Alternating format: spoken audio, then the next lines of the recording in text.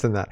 So terrible, and I'll show that to you. TD fallout, a different banking reputation in Canada is going to be happening. A new banking reality in Canada, they say, and I'll show you that. Peak oil this year? Okay, Mr. Champagne, sure. What is he smoking? You have to wonder. And because peak oil that's not happening unless somebody's got a technological innovation to show off, right? Like, I don't think so. And is there a rebellion in the Liberal ranks, or is it all just for show? It seems like it's just for show. It seems like if they really wanted to do something, and I've got this isn't necessarily my thoughts. Somebody was talking about this, and I've got their tweet about it, and I think that they're bang on right. If backbenching Liberals really wanted to send a message to their Liberal leader, and signing a letter is not going to do it. Crossing the floor will do it. Crossing the floor will do it good and quick, and gives the added advantage of taking everybody closer to an election and out of Justin Trudeau's control, right? Because right now he's controlling the calendar to a degree, right?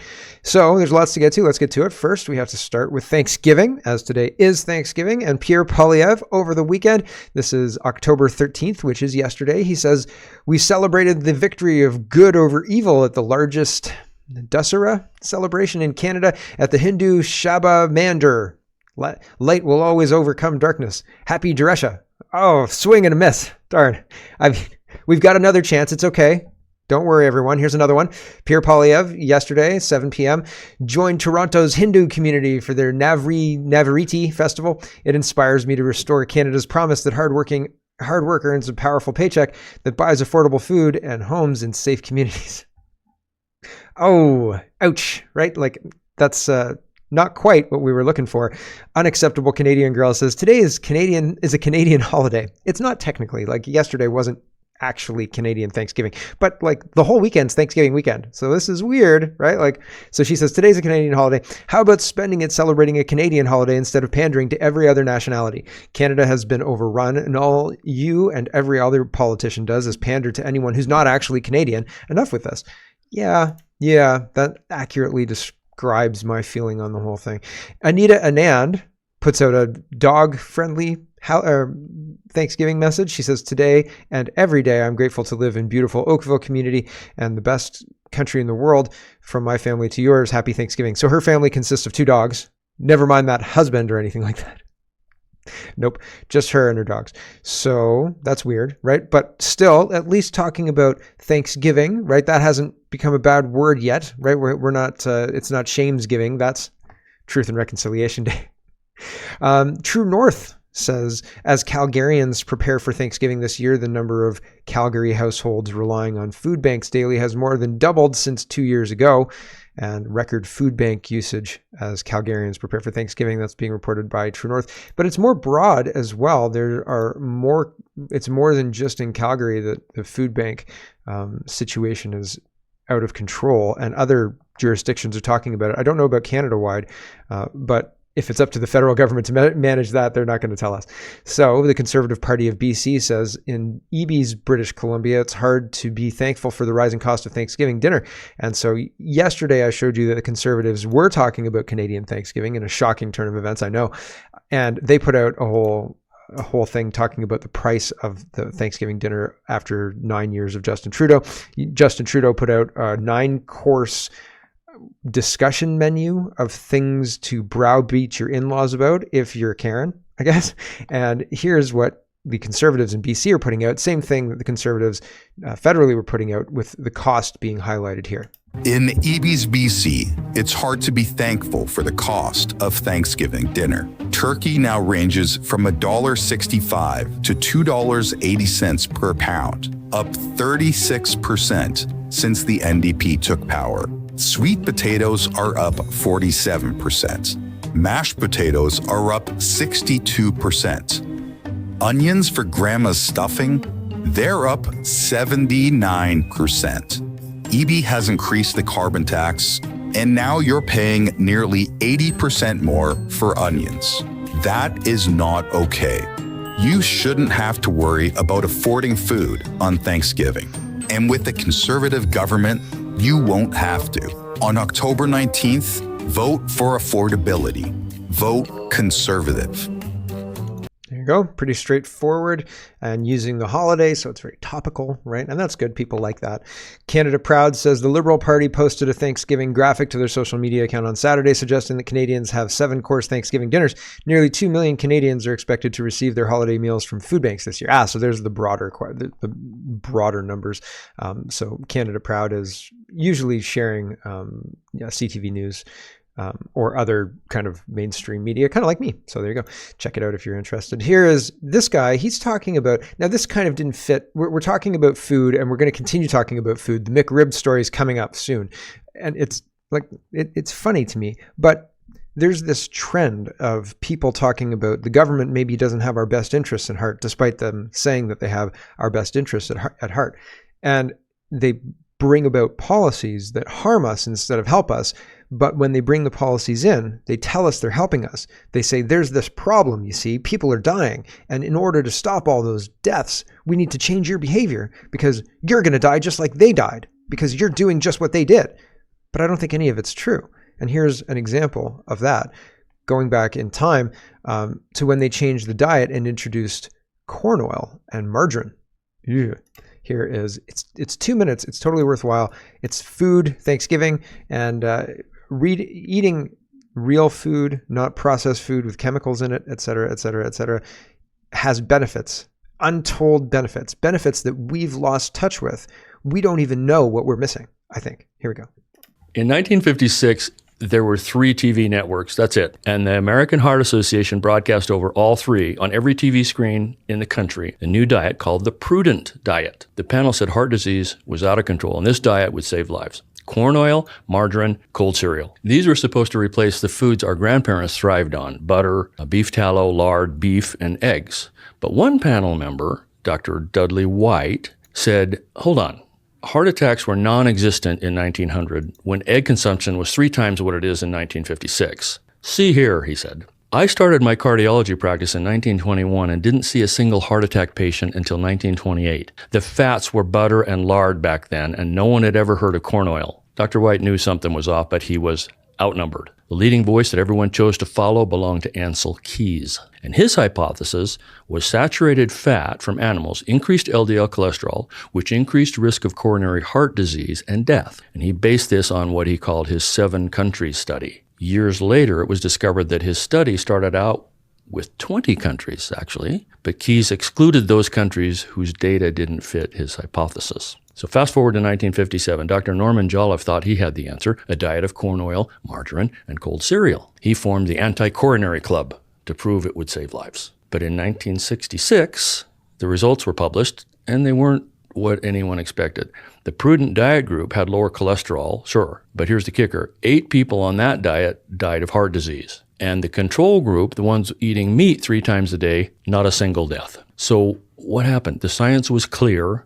The message was buried. Dr. Jolliffe himself passed away in 1961, not from heart disease, but from a clot, nonetheless, while following the very diet he promoted. And his obituary said he died of complications of diabetes. The takeaway, don't let history repeat itself. Real, whole foods, like butter, eggs, and meat, are not the enemy. It's time to rethink what we've been told about fats and heart health. Trust your instincts and look to the wisdom of the past, because sometimes the best way forward is to go back. Interesting, right? I found that interesting. I hope you find that interesting too. I think that we have all the tools available to live a life that is in harmony with our bodies and ourselves for the most part. I think there are things that are out of our control that can skew that balance, but by and large, a lot of things you can control and a lot of things you can balance out. And you can feel when you're doing it well, and you can feel when you're doing it wrong, I think. But I mean, maybe I'm wrong. I think we're overstimulated to the point where we don't understand or can't feel the difference something makes in us. And when we, like, if you eat and you're not hungry, you don't really feel a difference. You just feel uncomfortable, right? But if you are hungry and you eat, your entire mood changes from something that's crabby and et cetera, et cetera. You know, like I'm short, I'm frustrated, you know, things are not as good. Your temper is shorter. You don't have as much potential to not problem solve necessarily, but offer capacity to that section. You have to go, you know, find something to eat. And then when you do eat, there's a change. So like, I think we're so overstimulated that we don't notice when something is adversely affecting us, and we're just out of touch with it. That's what I mean.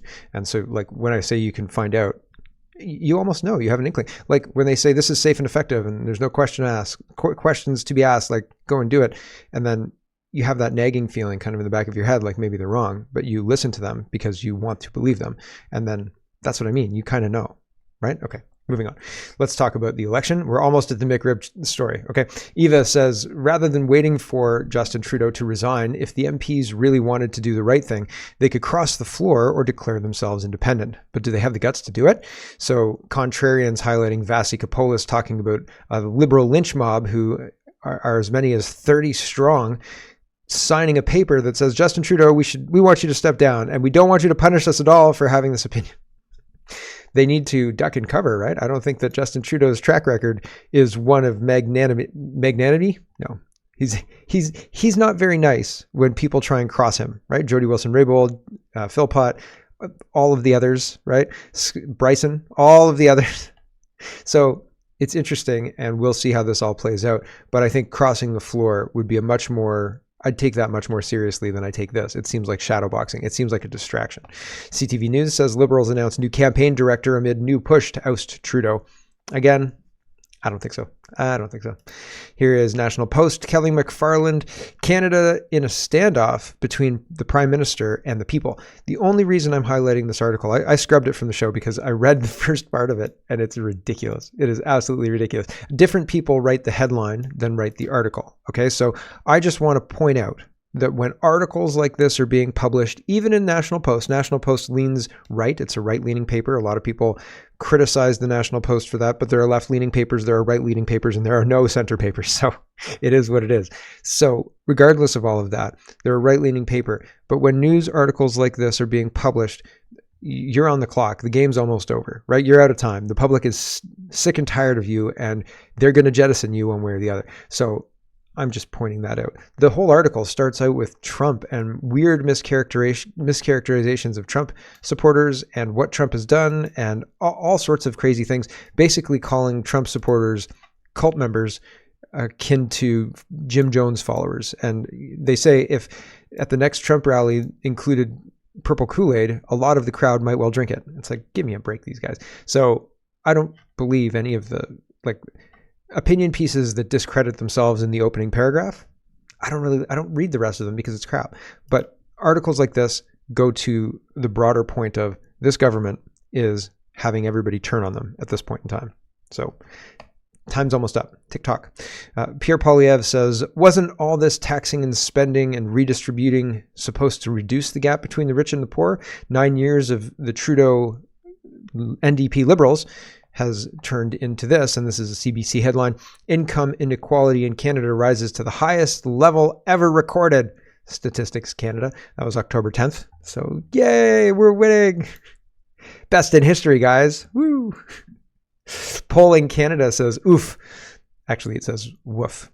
That Abacus data poll is so bad for the Liberals in Toronto that they're left with a single seat, and so good for the Conservatives that they pick up all but 4 seats. All but 4. The rest are NDP.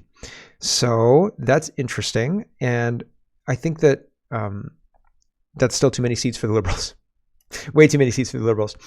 Here's Maxime Bernier, and he's responding to Darshan Maharaja. Darshan has noticed that Pierre Poilievre is pandering to all sorts of different enclaves, all sorts of different ethnic minorities, majorities in their own city, but Pierre Poilievre isn't a member of their ethnicity. So he's pandering. He's going there on behalf of the Conservative Party to pander and shore up those votes and all the rest of it. And Darshan says, sincere question to Mr. Bernier.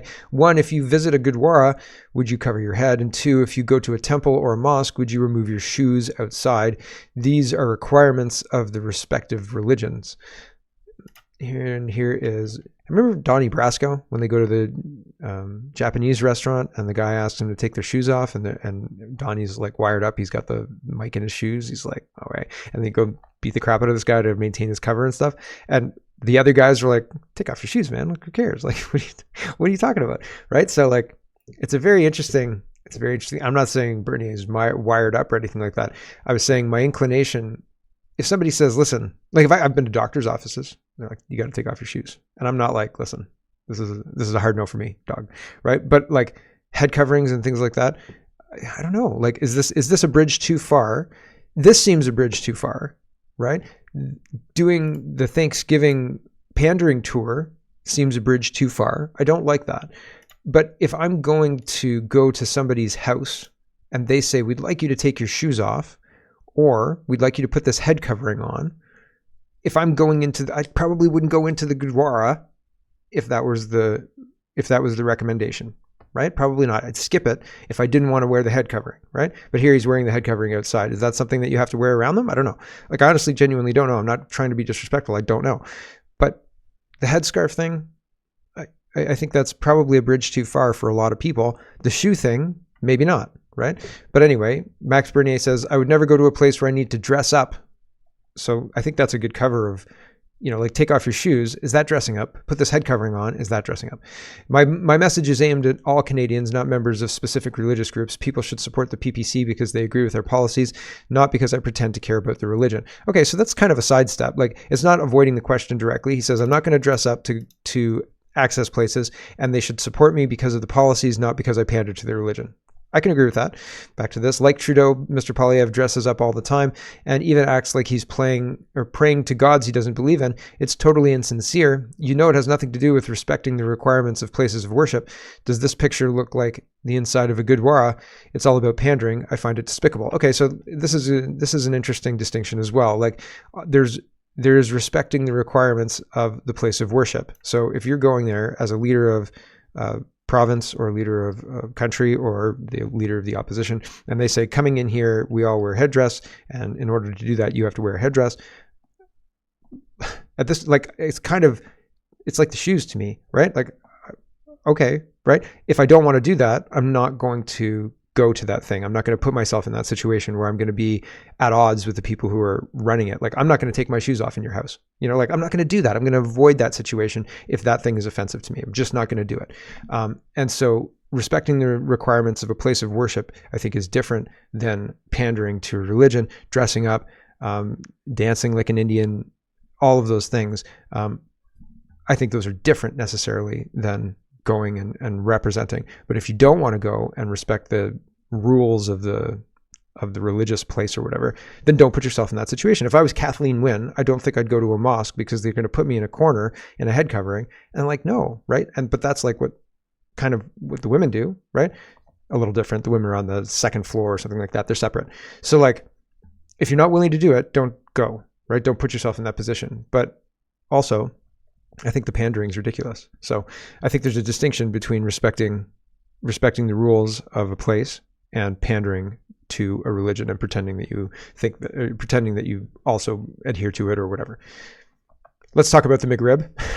BC NDP put this out, and I don't know if this is in response. This is October 13th, yesterday at 6:55 p.m. So I don't know if this is in response to the cost of the Thanksgiving thing, the attack ad that they ran. I have no idea if that's what's going on. I have no idea. But the NDP ran this. They say John Rustad unveils plan to bring back the Mcrib. And they've got the Conservative Party like letterhead and all of the rest of it. It looks like a press release from the NDP, but it's not. It's parody, right? It says John Rustad unveils plans to bring back the Mcrib, and there's a quote. It says, under David Eby, British Columbians have not had regular access to the delicious Mcrib sandwich. He admits the provincial government has no jurisdiction over the McDonald's Corporation, but this failure is Eby's alone.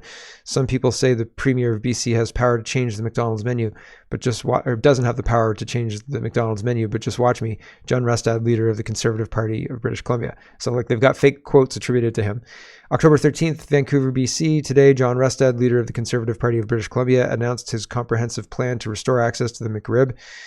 McDonald's removes the Mcrib from its Canadian menu in 2014 when a different party that is no way connected to John Rustad was in power. Since then, David Eby has failed to bring it back. Under the NDP, we have an infinite decrease in Mcrib access, said Rustad. Manifesting the return of the Mcrib by way of the news release is a common sense idea to get this done. A backgrounder featuring a super detailed step-by-step plan to make this happen is available here. And they've got, for more information, please contact fairydust@conservativebc.ca. John Rustad will not be available for questions, so don't even ask. Les. So I don't know who Les is, but this seems like an internal joke, but it was released. John Restad responds and he says, unlike David Eby's NDP, people actually want the Mcrib to come back. It'd be great if he could somehow make the Mcrib happen. You know, like if he ran with this, like, come on, it would be super funny. And then there's going to be people after John Restad gets elected demanding the Mcrib. I hope that happens. Like, I'm going to be among them. I'm not even in BC. I don't even like the Mcrib. I find it kind of an abomination, actually. But anyway, I digress. Is it worse than putting on a religious headdressing? Michael says, Charlie Kirk explains how many Western governments, including our own, are completely illegitimate. Yeah. And this is about elections and electing people who have done terrible, awful things to us, like destroyed our economy through money printing, locked us down, put up non-citizens in hotels while our citizens are homeless, and more, right? Like, here we go. We have a belief that our founding fathers had, which is if your government does not fulfill its obligation to its own people first, its government is not legitimate. And that's what's happening right now. Our government is now providing taxpayer-funded cell phones, hotel rooms, benefits, airplane rides, cash for foreigners, but not for Americans. If you guys as an American citizen want a free cell phone, they'll laugh at you. As a foreigner from Venezuelan, you get one on the southern border. You get a flight to any city that you want. You get a luxury hotel in New York City. You get taxpayer-funded healthcare. That is the inversion. That is elevating somebody from a distant land over our own people. When our own kids can't afford homes, when our own people are seeing an increase in crime, homelessness, and we have over 50,000 homeless vets in this country. It's a breakdown of the social contract. That's what I am constantly looking to articulate. The breakdown of the social contract is fundamentally what our politicians are overseeing. And that's a problem. One that is usually resolved at the ballot box or with accountability for crimes done. But neither of those things appear to be on the table at this point in time, honestly. And that's, again, a big problem. Like, how do you deal with that, right? Here's True North. It says the United Conservative Caucus of Alberta has officially reinstated Jennifer Johnson following a recent controversy involving a heated exchange with a transgender activist. I'm glad that she's back in. They shouldn't have removed her in the first place. And we need to get a handle on this whole men pretending to be women thing, because nope, no thanks.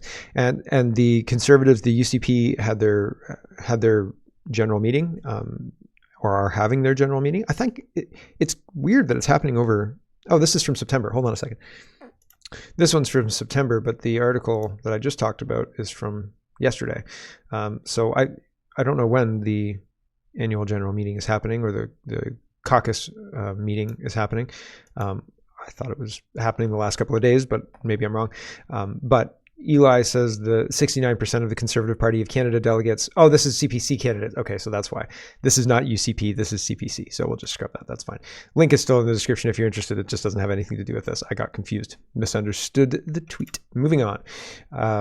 This is our grab bag of governance. And Alexandra Lavoie is a Rebel News person, and she's in Quebec. And she says how to remove more parking spaces.